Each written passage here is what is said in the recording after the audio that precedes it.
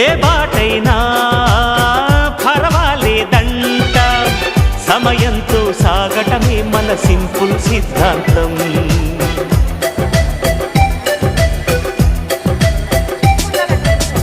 చిరుగాలికి పరిమళమిచ్చే సిరిమల్లెల వనమై ఉందాం, గగనాన్ని నేలను కలిపే హరివిల్లుల బంతెన అవుదాం.